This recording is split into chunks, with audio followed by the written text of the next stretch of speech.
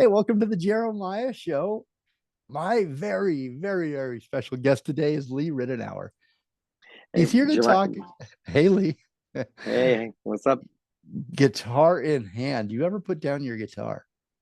Well, this way I can noodle. This is on the Yamaha silent guitar, so it doesn't make too much noise when it's not plugged in, and so I can talk and play at the same time, and keeps me warmed up. I learned to do that before big shows at some of these summer festivals, like at the Hollywood Bowl, and everyone would want to interview, and as long as I had a guitar in hand, warming up before the show, I felt okay. I love that you're multitasking. You're doing interviews and you're probably writing new music as we Yeah, speak. not quite, but at least warming up the fingers. Okay. Well, Lee's here to talk about his new album, Brazil, made with his longtime friend and collaborator, Dave Grusin. Theirs has been an enduring friendship and a creative partnership right from the early days as musicians, playing the famed baked potato together in Los Angeles in the 1970s to collaborating on each other's albums and film scores throughout the years. They have recorded together, they have grown as musicians together, and they have toured together on the world's largest stages. Brazil is a showcase for the incredible talents of two of the most successful and influential musicians of their generation. Two world renowned award winning artists, a collaboration spanning over 50 years, an iconic reunion. Lee Ritenour has recorded 50 albums. He is a Grammy Award winner, along with 16 nominations. He is a USC Alumni of the Year. That's where I went to school to Lee. Oh, okay, very good. Yeah, LA Jazz Society honoree, a recipient of the Echo Jazz Award. He is a founding member of the supergroup Fourplay, whose debut album went platinum, topping Billboard Jazz chart for 33 weeks. His album Six String Theory was named Album of the Year by Jazziz, and it marked the start of his nonprofit Six String Theory competition, which supports young and upcoming musicians worldwide. What a great, great endeavor there. Thank you. Lee has recorded thousands of sessions with legends from Frank Sinatra, Barbra Streisand, Tony Bennett to Pink Floyd. What a that's that's really quite a spread of musicians, different musicians. I love it. Aretha Franklin, Carole King. Dave Grusin is a multifaceted pianist. He's an arranger, a film and TV composer and producer whose career includes an Academy Award for the feature film Milagro Beanfield War. He has received 7 Academy Award nominations, 10 Grammy Awards, 38 Grammy nominations, and a Golden Globe nomination for On Golden Pond. He was also voted number 24 on the list of the best American film scores of all time by the American Film Institute, and he's co-founder of the legendary jazz label GRP Records and the subject of a feature-length documentary entitled Dave Grusin, Not Enough Time. Guitarist Lee Ritenour and pianist Dave Grusin began their exploration of Brazilian music together almost a half a century ago. Lee and Dave have made an indelible mark in the music industry, and with the release of Brazil, they continue to exemplify how their longevity and success are a tribute to their ability to stay on the pulse of the music scene today. Welcome, Lee. Congratulations on the new album, Brazil. It's fantastic. Been Thank you listening to it so all much. morning. Great. Yeah. No, it's we made it we recorded it last year in Brazil, and then took a minute. We took our time to finish the overdubs and the mixing here in Los Angeles, uh, and then place it in the right home with the right record company, and get it out. And it just came out very, very recently here, end of May. Candid And Records, yeah. Candid Candid Records? Records, Yeah, I love Candid Records. which is part of Acceleration, and it's all my old buddies from Concord Records, and then the label in Japan is Pony Canyon Records, and so it's a bunch of good friends were involved in the project, and for Dave and I, it was a really I had recorded once before when I was very young. I think I was 20 in my mid 20s when I went to Brazil the first time and recorded a few tunes for an album called Rio, and I had such a great experience. But um, my son Wes, who is half Brazilian and spends quite a bit of time in Brazil, uh, Dave and I said, if we're going to do this record, I said, what if we went to Brazil and recorded with the Brazilian musicians there? Because we could stay in LA and record with incredible musicians here. We could go to New York and do the same. But I think there was something very unique about plopping us down in a studio. We brought our engineer, we brought my guitar tech and our piano tuner who happened to be married to each other. So we brought our team but we joined all the Brazilian players, so we kind of like dived into their world, which was really nice. And so in that sense, it was challenging for Dave and I. It wasn't as comfortable, and so and that's a good thing. Yeah, it's authentic. It's very authentic, and even if you're in a studio in Brazil, I think it picks up the flavor, right, and the feeling of being right Absolutely. there on the home turf there. Well, let me go back a little bit. I'm very interested in your relationship with Dave, and I love this what I was reading in your bio about the Baked Potato, which is the oldest jazz club in Los Angeles right now, 53 years. When you guys started playing there, or did you meet? First, how long have you two been friends? You and Dave? Well, you know, over a half century. You know, Yeah. it's crazy.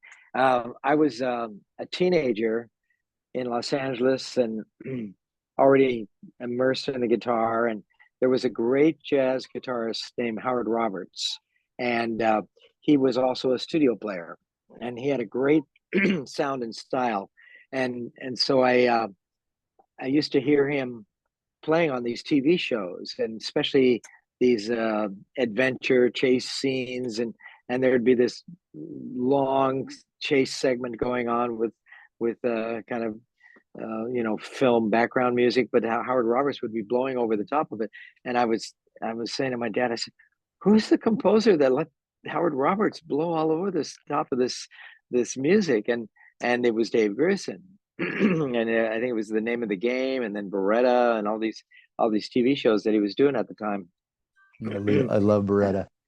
Yeah, there was some great stuff. I played on a lot of that, and so coincidentally enough, I got to know a great Brazilian guitarist named Oscar Castro Neves, who was working with Sergio Mendes. And Dave had produced, or not produced, they had arranged those big hits for Sergio Mendes and Brazil 66 back in those days. And so I met Dave through my friend Oscar. And pretty soon I was 18 and all kind of prepped for the studio world, and I was a good reader. But I also it was the beginning of the 70s, so all these effects were coming in on the guitar. You know, the digital delays and tape delays and the distortion boxes and the phasers and you name it. And I was into all that stuff. Plus, I could play classical guitar, and I was a very good reader, a sight reader. So Dave kind of discovered me that I had exactly the elements that he liked to have his music covered. So he started hiring me. Once Dave Grusin hired me, Dave was golden. His name was golden in this town, and everybody said, "Well, if Dave Grusin is hiring this kid Lee Ritenour, then he must be good enough for us." So I went from 1 or 2 sessions a week, almost overnight, to 15 sessions a week.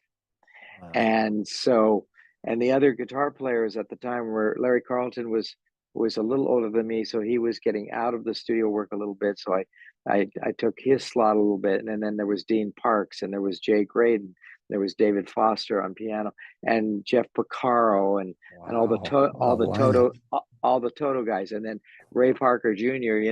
I remember when Ray Parker Jr., the great funky rhythm guitar player, moved, and who had his own hits as well, and he moved from Detroit, and this arranger, a very famous arranger named Gene Page, introduced me to Ray Parker Jr., and he was 18 and I was 20 or something, and he stuck his hand out to meet me at the session, and he said with a big grin, he said, "I'm the greatest guitar player in the world. Nice to meet you."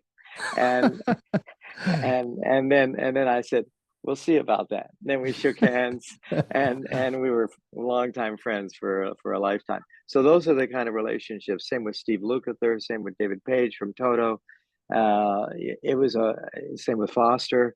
It was a great period of musicians in LA doing sessions then. Do you like to surround yourself with really great musicians like that? Do they push you, their level of excellence? Does that help you, drive you in your Oh, excellence and your, I mean, 100%, a hundred yeah, percent. It's just like in any field, whether it's science or medicine or sports. If you're in the big leagues playing basketball and you're up against all the other great basketball players, you got to elevate yourself.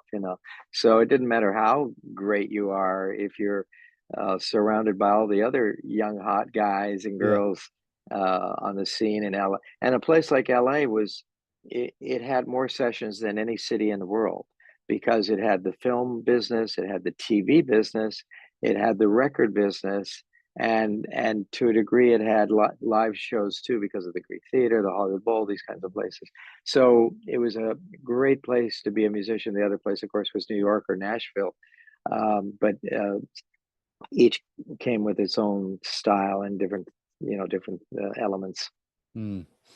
It's so cool. I'm going back to the baked potato just because I hadn't heard of the baked potato. I couldn't believe this. It's the longest running jazz club. Were you playing there like in between session work, and how did that? Well, that And was what's your that was favorite the baked potato? That's what I really that's funny. they got a Um, crazy video. so there was two jazz clubs. Well, I mean, there were several in LA then, probably more then than there are now. One was called Dante's, and a lot of the studio musicians would hang out there. And I would go there, and I met a guitar player that used to play with Herb Alpert in the Tijuana Brass named John Paisano, and he just passed away recently. And John would invite all the young hot guitar players to join him on Monday nights at Dante's, not the Baked Potato, at Dante's. And so then I was doing sessions already, and I was playing with Paisano and starting to play with other people. And then pretty soon one night somebody canceled, and the owner of the club said, "Lee, can you put together a group?" I said, "Of course. When do you want me to play?" "Tonight." And that was at Dante's, and I did it and put together the great drummer Harvey Mason, and not Dave at that point, but Patrice Rushen, the great pianist, joined us, and then Ernie Wass on saxophone. All these young people that ended up having amazing careers. And then that bled over to the Baked Potato, and pretty soon I was playing every Tuesday night, and we sometimes would do sessions, and the sessions would get out late, and we wouldn't get to the club until at least 10 p.m. that night. But we were in our 20s, and we had all the energy, and we'd get up in the morning and do a film date sometimes at 9 in the morning. And pretty soon, um, in regards to Dave Grusin, Harvey Mason, the drummer, was working a lot with Dave, and at that time, and I didn't really know Dave, and so I had done one or two sessions with him as a session player, but not anything live. And Harvey said, let's call Dave Grusin to play on Tuesday nights with us at the Baked Potato. I said, "No, Dave will never do that." And then of course Dave came down and did it, and he became a regular, and then not only did I work on his films, he started recording on my albums. I started recording on his albums. Later, him and his partner formed GRP Records, and it's just been a lifetime of hanging with my best friend. Hmm, it's such a cool story. Well, let's talk a little bit about the album Brazil. Can you describe to me your Brazil? Like, There was a line in something I read about walking around the streets of Rio and Sao Paulo. What's your Brazil like? Your wife is Brazilian, right? Your son, you said, is half Brazilian. Yeah. What's Lee's and and everybody Brazil speaks like? Portuguese. Everybody speaks really fluent Portuguese except me. Oh, But I know some of the dirty words, so that's good. you Uh, got to start there, right? Always. that's right. But I had Such a this love beautiful affair. language.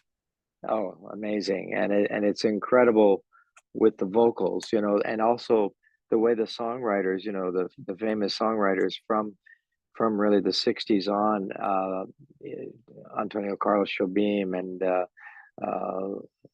Edu Lobo and Milton Nascimento and Dori Caymmi and all these incredible writers. They sang and they wrote in Portuguese, and the language is, it kind of flows, unlike English. It flows very melodically for nice melodic tunes that are almost jazz oriented. So I fell in love with Brazilian music from a very early age, and of course loved all the acoustic guitar playing. And when you go down to Brazil, then and now, music is just in the air. It's everywhere. I mean, that can be settled in a lot of places around the world, but uh, Brazilians, uh, part of their culture is just music constantly, and not all of it's good, and there's a matter of opinion, but everybody sings, everybody plays a little guitar, you know, and when they play a little guitar, they actually all play pretty good, and so it was easy for me to fall in love with Brazil uh, from the whole vibe. And so when Dave and I went down there this time to record, it was perfect because it was just uncomfortable enough, because here were the two gringos entering the Brazilians' space. And even though, they were so happy to be working with us and they respected us because we were Dave Grusin and Lee Ritenour, or whatever. But at the same time, there was four, five, six, seven Brazilian musicians, and we were entering their world more than they were entering our world. So it was a really a great combination, and I think it shows on the record. Yeah, when I heard it the first time, the new album Brazil, I was just blown away and mesmerized, caught up in the music and the thinking, how do you how do you do this? How do you put this together? Because the music is so uh, it fills every space, and it's just so beautiful. And each musician, which we'll talk about, each musician that contributed to Brazil, uh, adds layers and textures and context. And I was just thinking, this is just an incredible undertaking as music, as a musician, but all the artists together. How did you do this? Yeah. It's such a beautiful album. Well, in today's world, as we know from Spotify and Pandora and Apple Music and all these venues, that you can put music up in a matter of minutes and have it up there, and so you don't need a record company in one sense, like you did in the old days. In the old days, you had to get signed to a label, and they would come and check you out, and they would figure out how much to offer and blah blah blah, all that kind of stuff. And in today's world, a 12-year-old can put their music up on Spotify, and sometimes it's horrible, and sometimes it's great, and so and that's the nice thing, when you go up, when you say, "Hey Siri, play some Lee Ritenour music." Don't do that now. My phone just went there. It really enables. I couldn't find that in your Apple Music library. Thank you. That's So, awesome. Siri, so she's on it. yeah. Oh God. And according to what we're hearing, it's going to get really crazy. Yeah. But anyway, uh, the point being is that, uh, it was great to be able to go there and dialogue with all the musicians and have us push them and have them push us, you know, and the executive producer of the project was a fellow named Michael Lozarga, a very good friend of mine, and he said, Lee, I want you and Dave to do another record, and he said, let's worry about the traditional record company later. Let's just go do it. What do you want to do? And I said, well, I'd really, I think it's time to really do another record, you know, a la Harlequin, which was our award-winning record in '85 and what started Dave and his partner Larry Rosen's company, GRP Records. And so not to go on and on, but one more second. And Michael said, well, what do you want to do? I said, well, the best thing would be to go to Brazil, you know.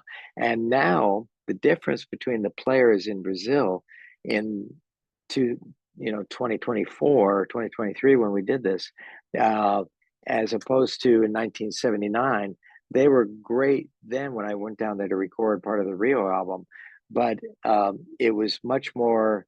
They were not, and they were great players, but they weren't sort of pro studio guys like they are today. So when we went down there now, it was like dealing with the cream of the crop from LA or the cream of the crop from New York. And we were in Sao Paulo and we had, and thanks to my son Wes and another guitarist singer named Chico Pinedo who lives in New York, who's on the record. And between the two of them, they recommended all these players. And when we got down there, and we went 1, 2, 3, 4, let's go. The music happened almost immediately. It's an amazing album. I'm going to take a quick break. Let me tell you a little bit about the album. My special guest today is Lee Ritenour, celebrating the music of Brazil. 2 world-renowned award-winning artists, a collaboration spanning over 50 years, an iconic reunion. Brazil is the new album by Lee Ritenour and Dave Grusin. It's available now, streaming on CD and vinyl.